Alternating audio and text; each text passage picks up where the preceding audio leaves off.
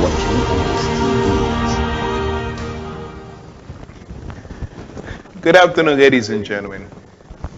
Welcome to the Mindful Session. My name is Unisa Kamara, and as always, it's a pleasure to be here. How time flies, David. I feel like we were just here a couple of minutes ago. Oh, time goes by so quickly. because you had a good week, isn't it? It's always a good week. I'm always grateful to see another. I'm always happy to see you. It's always good to be here. And No, I'm not happy. Ladies and gentlemen, David Sleet. Good afternoon, everyone. I hope you've all had a good week, and it's great to be back in the studio. I wanted to kind of make a special thanks this week. You always want to give a special. Yeah, special thanks to everybody else, but this time I wanted to say thank you to you.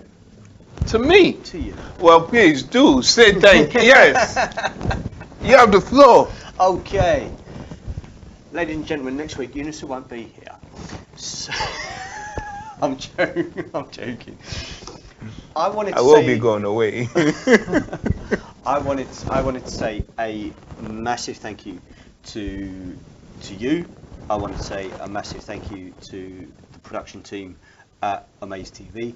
I think as this year comes to a close, it's right that we say thank you for everything that has gone on over this year, to put this show together, to pull everything in place, and to keep it going through lockdowns, and keep guests coming, and generally making the Mindful Session work. And you've put a huge amount of work in behind the scenes, and I totally appreciate everything that you've done, and I wanted to say thank you publicly. So now, Santa, can I please be on the good list? You give me chills, David. And I so appreciate that. Thank you very much. You know, it's a lot of work that goes behind a TV station. And a lot of people don't understand the havoc that goes behind running a TV station, being a part of a TV station. And I also have to say thank you to you, David. I know I'm not the easiest person to work with. That I know. You're really easy. It's a bit like walking over hot coals every day. Yeah. It's Yeah. easy. And also, like you said, I want to thank the production team at AMAZE TV. They do a marvelous job. Thank you to my family. Thank It's you to not the Vonnie Oscars. by standing by you. I can't imagine. It's not the Oscars. It's not? I was waiting for the trophy. Anyway, ladies and gentlemen, today we're going to talk about. Oh, you didn't introduce yourself. People don't know you. But anyway, let's move on. Yeah, let's move on. Most people know. They don't know you. For those, Do you know this guy? Please drop it in the link if you know him. for those that don't know, my name's Dave Sleet, and I'm co-host.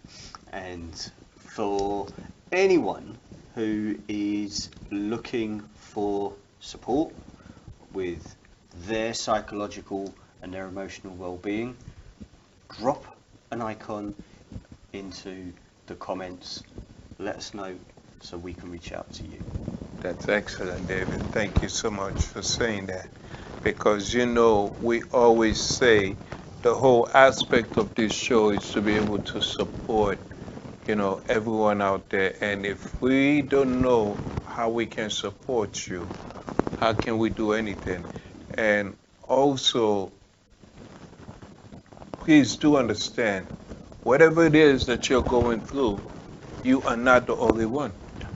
And that's very much why we wanted to do this show this week. Tell us the title of this show. Okay, so loving those that are unwell. And loving anybody who is unwell can be the hardest challenge emotionally for any of us, because it's so connected to how that other person is feeling. And if they are ill, they are chronically sick, that has a massive impact on the interactions that take place. And it's very easy for us to get caught in how we feel about somebody else's situation. But loving someone when they're unwell even, is more important to put their feeling into the priority box. You know, we had the conversation we had last week. I indicated that my father had a stroke for 17 years. It's a long stroke. He had Well, strokes for 17 He years. had different strokes and he became bedbound. And my mother was so worried, you understand? And sometimes when he looks at her face, he can see how worried she was, and that affected him. So sometimes, like you and I were talking prior to the show, it's not a matter of me. It's a matter of showing that empathy, not sympathy. Yeah. And that's key. And when we can break those two components down and we can love somebody with empathy for the situation that they're in, it makes it easier for them to deal with what they have to deal with without the burden of how we are feeling in response to that. And love's a two-way street, Of course. right? So there Well, will as they be say, a crossover.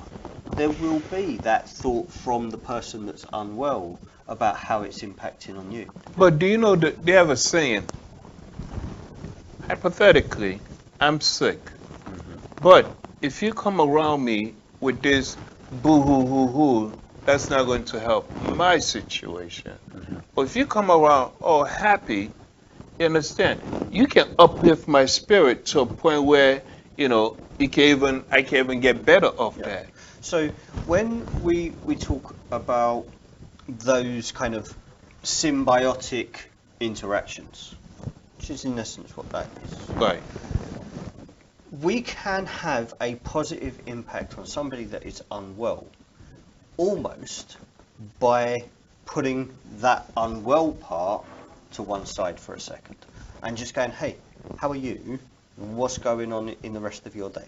What is the rest of your world about? Well, you have to train on that carefully. Of course you do. And that's about knowing the love and going from a place of love. And knowing the person's state of mind. And that comes from keeping communication open, Right. not shutting it down because you don't want to have the conversation because they're not well.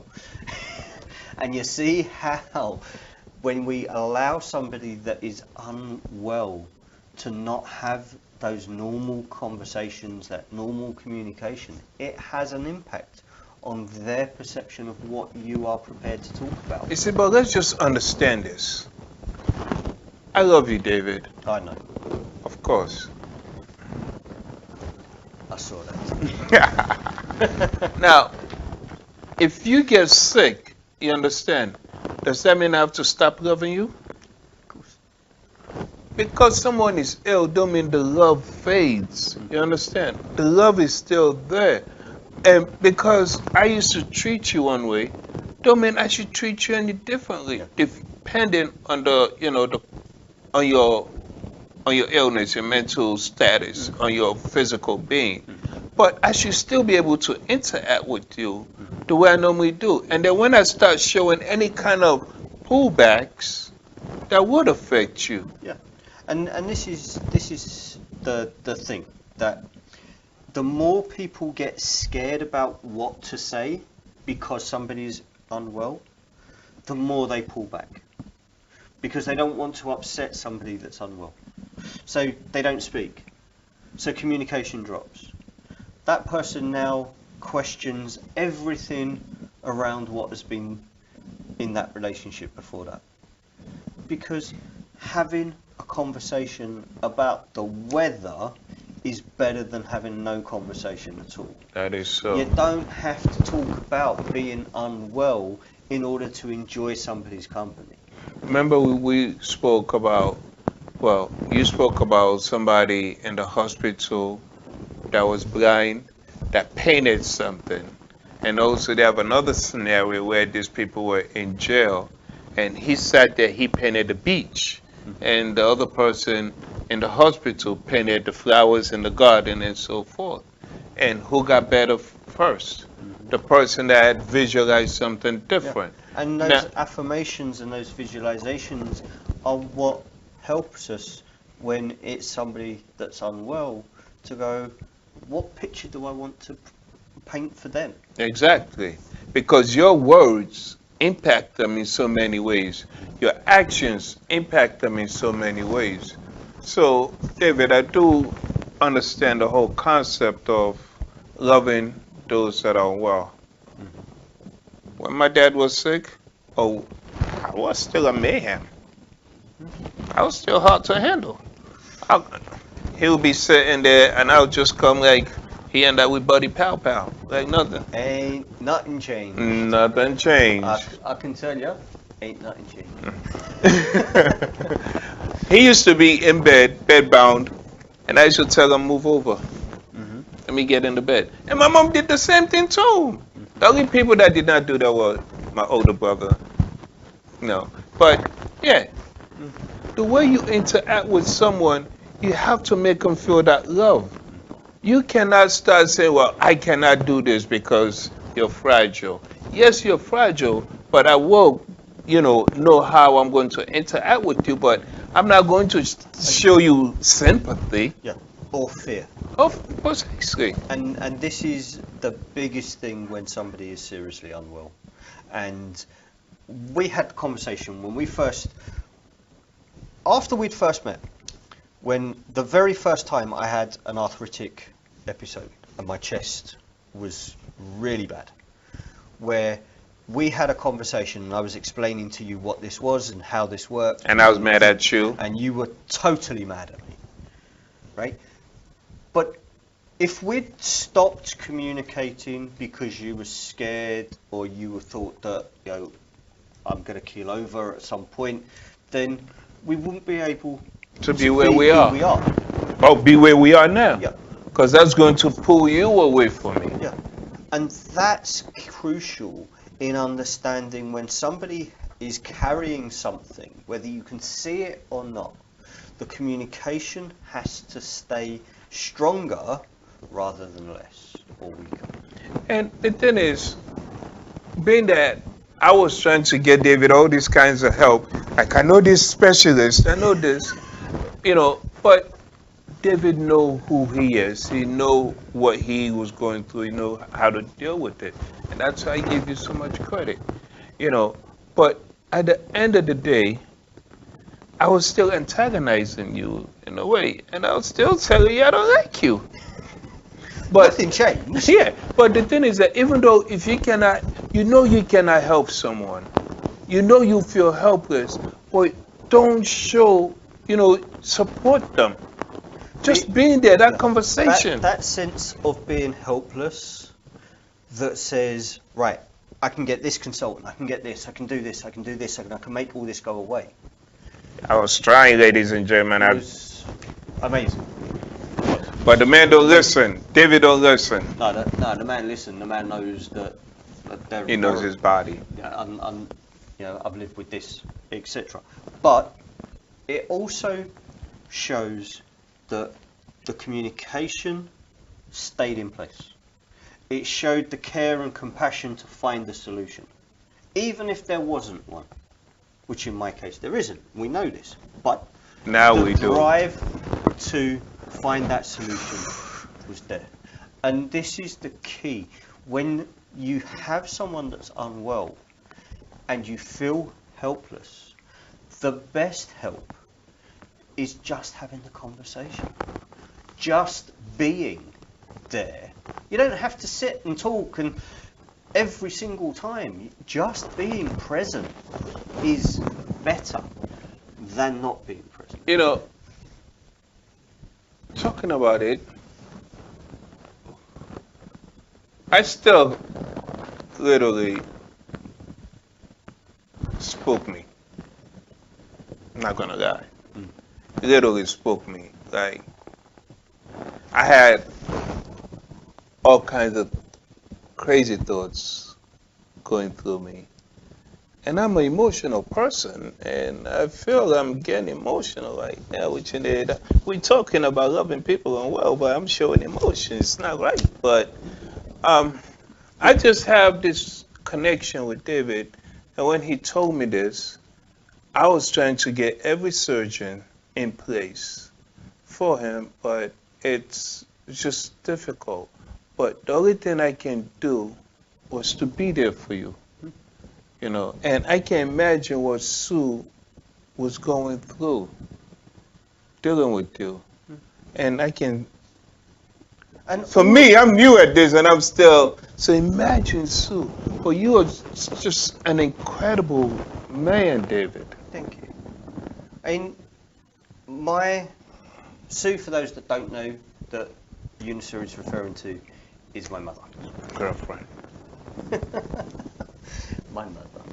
And the experience that she had watching me come to terms with this from the age of 13 when I first collapsed on a running track must have been horrific, because nobody could work out what was going on. And it took 6 months and an amazing doctor who had sports experience behind him, Dr. Alistair Mills, thank you very much, to work out what was happening. And from then on, we were able to work out how to deal with this, how to manage, and how to live with. But for everyone that comes into that journey after that point, it's about coming to the same realization that I've already gone through. Because everybody wants to find a way to fix. Everybody wants to make sure that the pain goes away. And it can be really hard for anybody that's unwell when the situation is there is no solution. It is what this is. And it's about managing the scenarios, managing pain, and maintaining friendships, maintaining relationships, maintaining those communications. And A.A. Milne said it probably better than anybody else in a conversation between Piglet and Pooh. You don't have to talk, you can just sit and be. Me being who I am, I'm so grateful for, like I said, my surgeon deal with the royal family, I forgot your name again. Oh, Tamasabi. Really? You're going to do this to the guy? Oh, I need to cut. Oh, he's going to do another operation on me. But yeah, I've made sure that we've lined up the whole list. So we're just working down. I know. The $6 million man is real. But when I was going through my spinal, I literally, when I sat here with you the first time, I was so much in pain. And when I went to see Tamasabi, one thing he told me was, why are you looking at me like this? Am I supposed to feel sympathy? Get up. Let me do this for you. Let me do it. I'm like, wait a minute. But the way he dealt with me is like, you know what? You're gonna be okay. We're gonna go through this. The functioning is there. Yeah. Let's look at what the level of functioning Precisely. is. And if we sit down. But with me, I was not willing to do all that. I'm going through pain. Give me sympathy. Oh. Yeah.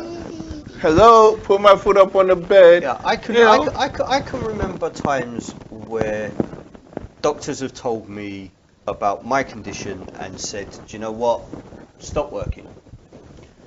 We can I would have sign you stopped. off. We can kind of let that go, and just look after yourself, right? And a very famous actor said to me at the age of 13, they will tell you this. They will tell you to rest. They will tell you to stop. They Your will coach. try and immobilize you. He was a coach. He was a coach. And he became an actor. that don't know how to act. He was an actor before he was my coach. He was a coach, then he became an actor. He misinterpreted it. No. He misunderstood what he said to you. No, he was an actor. Dave Prowse, ladies and gentlemen, the man that wore the suit for Darth Vader in the late 70s and early Now why 80s. why you got to give yourself some promotion? Now, listen. He said to me that doctors would do this. They would tell you to rest. They would tell you to stop. This is a condition that if you do that, it will get worse. Yeah. Your body will seize up. You won't be able to do anything by the time you are in your 20s. Now that was pretty foresightful because at that point no doctor had said it. But he knew. He knew that was coming because he had already experienced the impacts of arthritis by that point. So I am truly grateful that I took advice at the point that I did and I stuck to it. Because right now, the chances are I wouldn't be able to move around. I would be seized up, as it was explained. I'm glad that you had, that strong person to work it through that. It's always amazing to have someone who's willing to tell us the truth when we need to hear the truth. And as you know, David, if I cannot say what's in my mind, in my heart, I feel as though something is wrong. I will feel uncomfortable. Yeah. I have to say it. So it's good. So, it's good to love somebody when, go ahead. When that information came in, at that point, I was not ready for that truth. Was I ready when Tamusabi was pushing me onto that bench? But the information was filed. The information was locked away. So when I was ready to accept that, the information was already there to accept. And this is the thing, if we get scared about having the conversations about being unwell with somebody that we love, we're not sowing those seeds of information in before things get worse. Have those conversations. Keep conversation open. Yeah. Let people know that that relationship doesn't change. You see, the thing is, we're all human beings, and these bodies is just a vessel, as they would say. Our journey will come to an end, and this body is going to go back to ashes, dust to dust. Mm-hmm.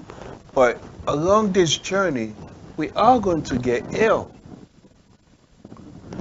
As I stated, there's no such thing as perfection. There's no such thing as a perfect human being. He can see the biggest guy flexing his muscles, and but at the end of the day, he's liable to get ill. The strongest woman posing like this, you understand? But we have to understand they're human beings. Asking someone, how are you? How you feeling today? What's going on?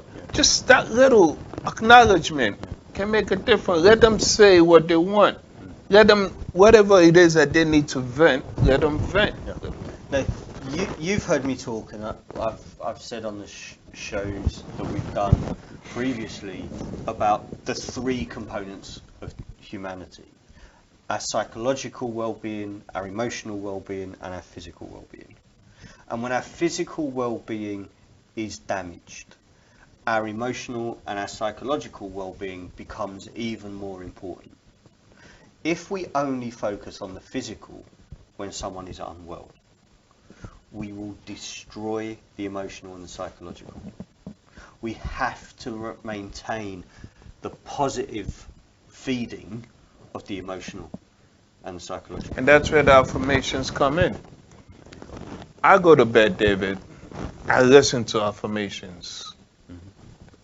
That might sound psychotic, like crazy, like somebody like me, I don't need that kind of affirmations. But, no, literally, I like to go to bed listening to my jazz music. It relaxes me.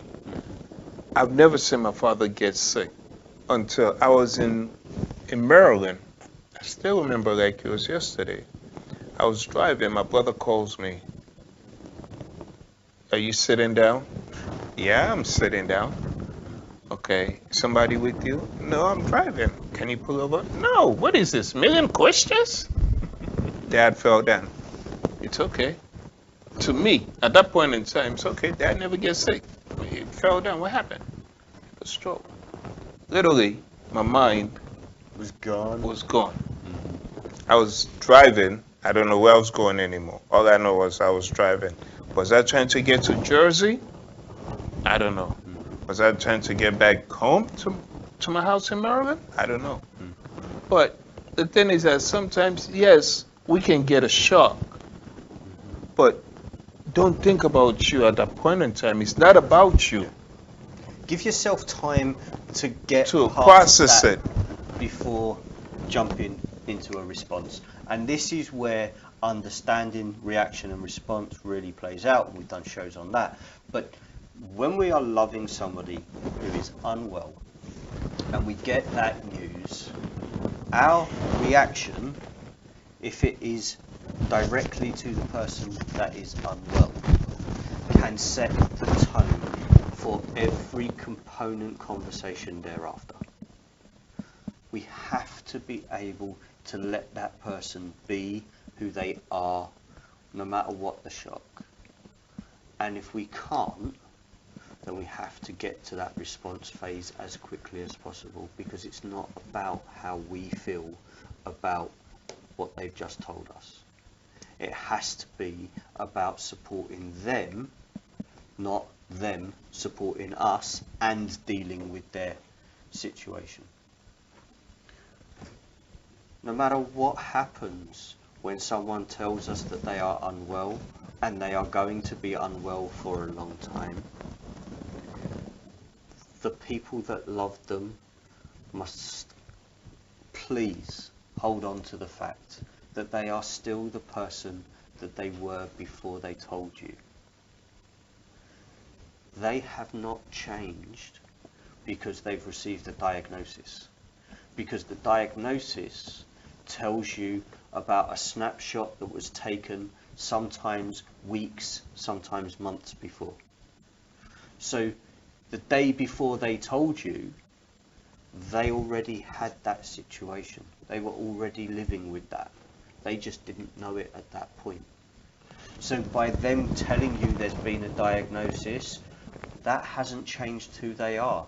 But also, we need to understand, before they tell you, think about how they were feeling. About telling you. No, forget about telling you. Think about their emotions. Think about the shock as, I can't believe this is happening to me. Yeah. You understand? So let's be considerate, ladies and gentlemen. Think about their well-being. Think about, it's them. Say they have to go through the aches and pain. There's always a saying, you never know what the next person is feeling because you're not in their shoes. You're not in their body. So you can feel all you want, but the pain that they're going through, you can never imagine.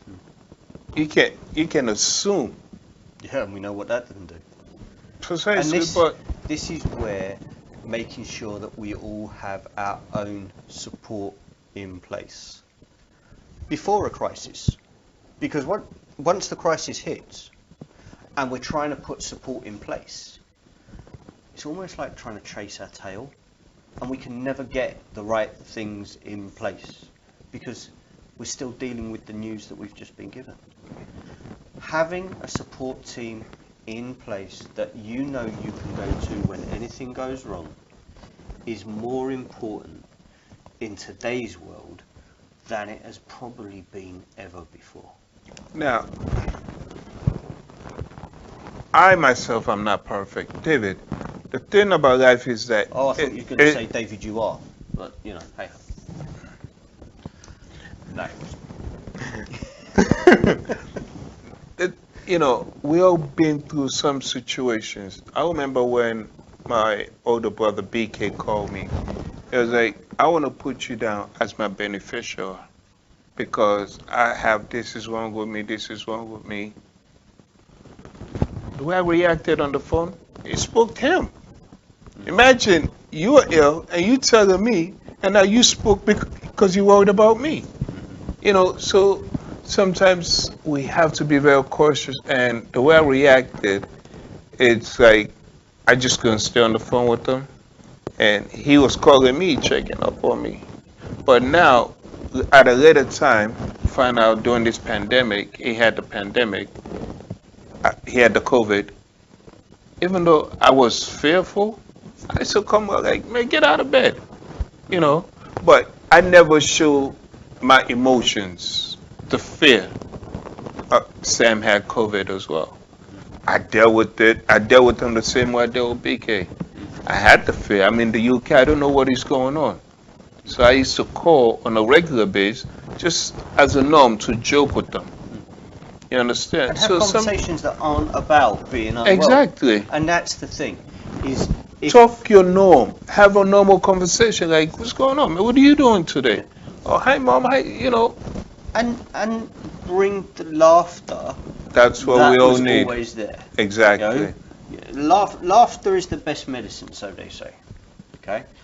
But if laughter is brought into that situation, sometimes it's because of the situation. Laugh at the darkness, and all of a sudden it's not so dark.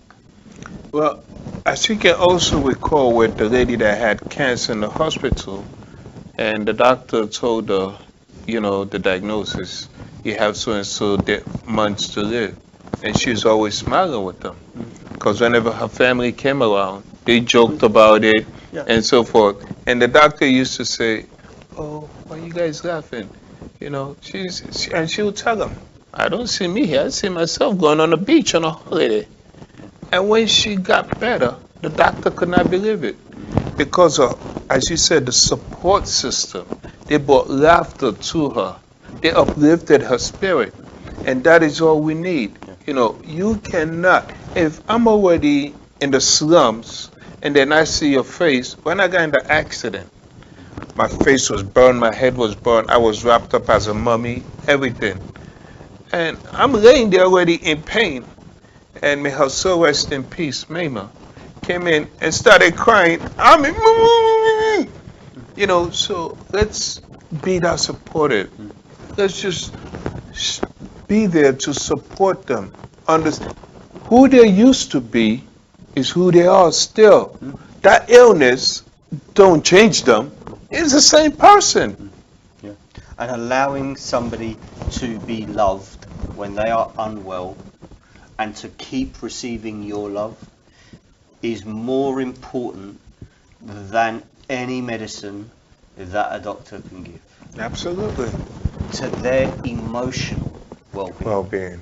Not to their physical, because that needs the medicine. Let's, not kind of swap one for the other. The whole process of the well-being is the mental, the psychological aspect. Once that is in place, then the physical can come in. You cannot worry about the physical and say, oh, I don't have to worry about the mental aspect. It just don't work. That's like going backwards when you think you're moving forward. It's that separation of those three elements that we mentioned before. Yeah.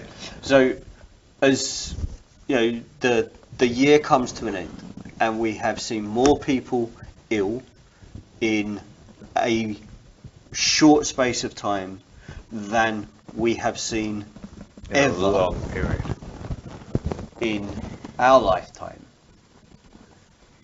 We hope that the mindful session will have played a part in helping people hold on to the positives and the love that there is, whatever the situation might be. And also, ladies and gentlemen, affirmations work. Believe in your words. Believe that words are very powerful. Believe that your mind is like a baby. The mind is not going to argue with you.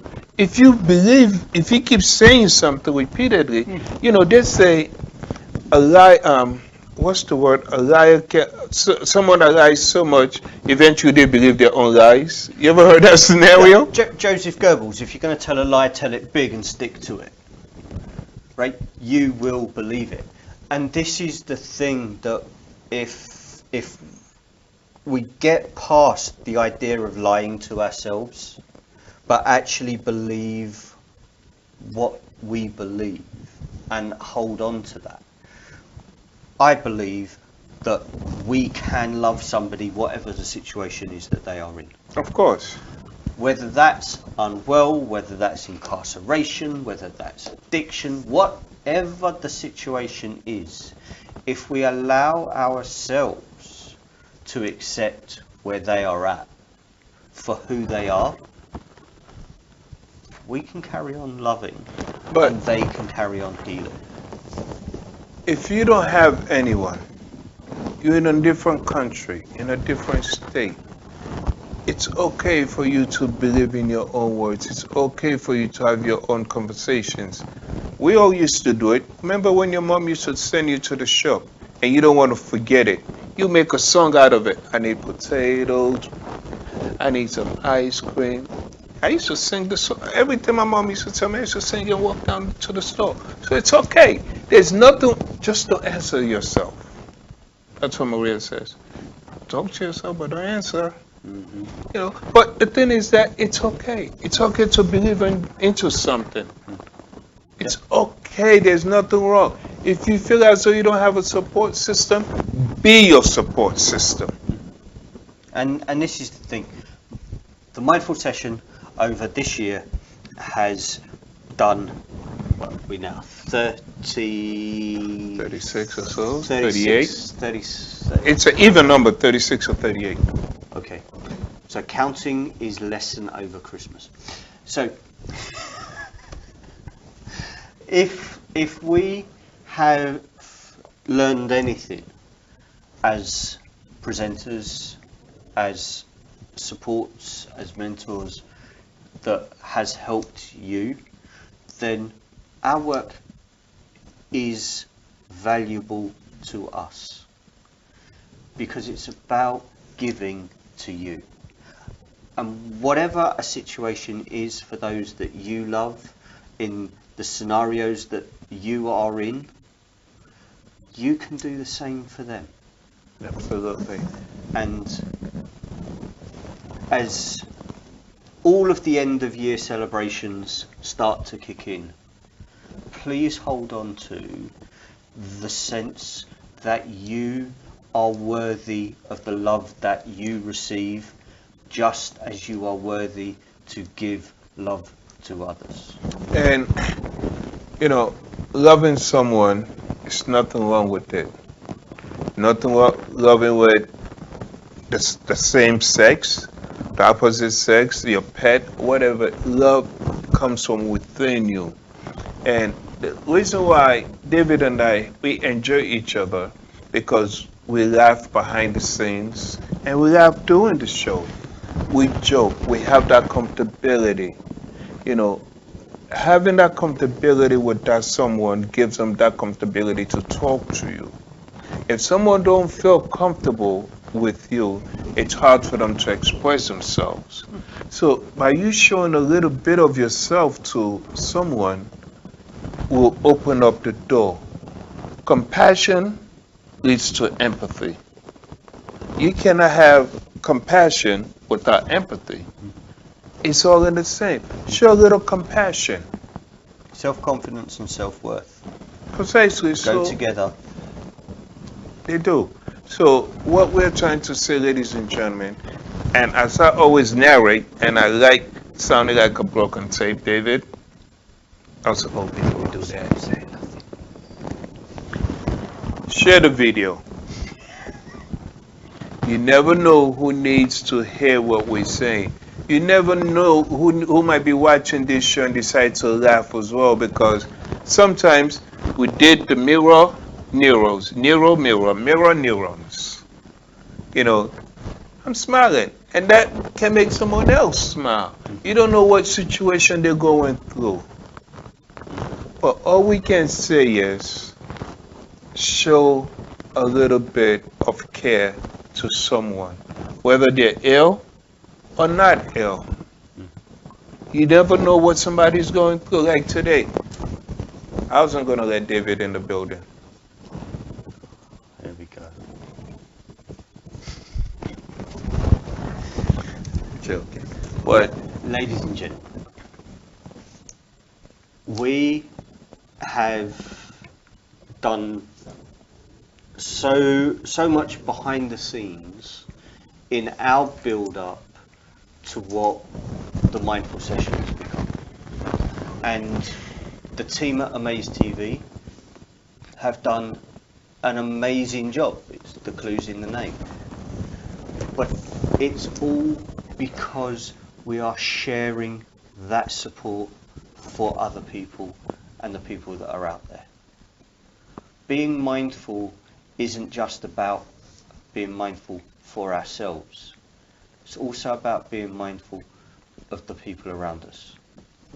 you know, being that you brought up AMAZE TV, let's talk about AMAZE TV. Okay. Feel the love. AMAZE TV created the Give Love, Show Love. Mm-hmm. Empathy, sympathy, support, community, worldwide. Mm-hmm. Amazing. AMAZE TV is for the community. They cater to the community. They show support to the community. They have religious shows. They have youth empowerment programs. There are so many things just to support the community.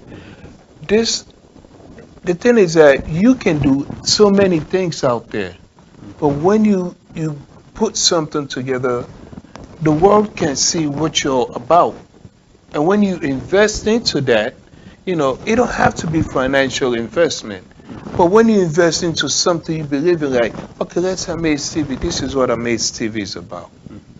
The community, the youths. And right now, when we look at communities around the world, would you say those communities are largely unwell? Majority, absolutely. So when we're saying relationships and loving when someone is unwell, AMAZE TV is loving those communities that are unwell. And we have not stopped. Give Love, Show Love has been driving that community support and connection and engagement in order to help those communities that are suffering because of the pandemic and other reasons, not just because of COVID. We have, as a individual program within the channel schedule, we have focused on supporting people no matter what their situation is, No matter where they are. and no matter where they are. And this is where the opportunity for 2020 really has lied, in going beyond what has been before and saying we can do different. And I am so grateful for AMAZE TV. I'm grateful for so many things because we are given the platform to be able to support people that think that there's no support for them. We're given a platform to help people, not just with the mindful session, people that are going through that mental aspect, but also through the Give Love, Show Love. And we are both part of that. Amazing. And making a difference in the lives of people.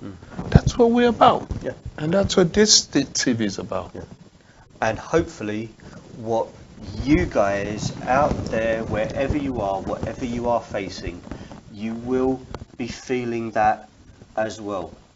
It's not just what we do here in the studio, it's what those ripples create outside of the studio. And you are what matters. Your thoughts, your ideas, your well-being. And also the thing is, they say once you get to know someone, you get to know that person. It's not sometimes about the money. I am supporting some youths, like where they'll need that support. And not once did I say I need anything from you, but it's embedded in you to just want to support. It's not everyone that have that financial aspect to say, I'm going to pay you that £150 for 1 hour. You understand? Yeah. So it has to be in you like carers to go to work in these care homes. They're not getting paid that much, but a lot of them do it because of the heart they have. Yeah. I was a carer. Oh, I was a carer in America. I love caring for people. I care for my father. Came to the UK. I love it. great. So, as we come to an end, Oh, it's time. Oh yeah, the director just came and gave us a sign up. I would like to ask everyone that's watching to put through their suggestions for things that they would like us to look at in 2021. What do you want us to focus the mindful session on? Give us the things that matter to you, and we can start working on those programs and give you the best support that we can. And never feel as though there's an odd question.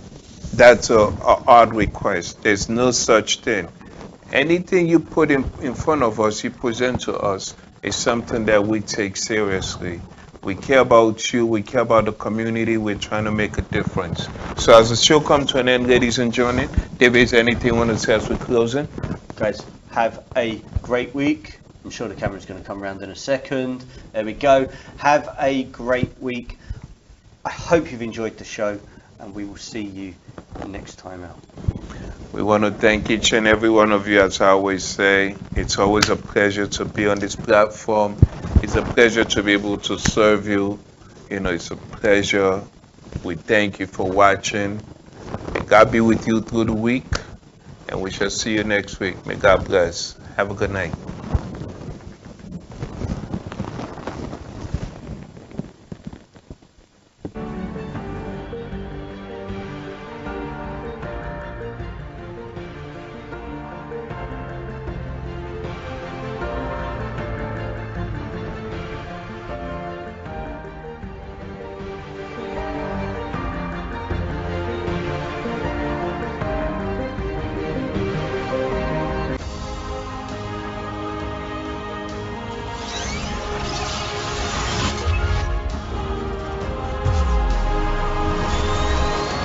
You are watching AMAZE.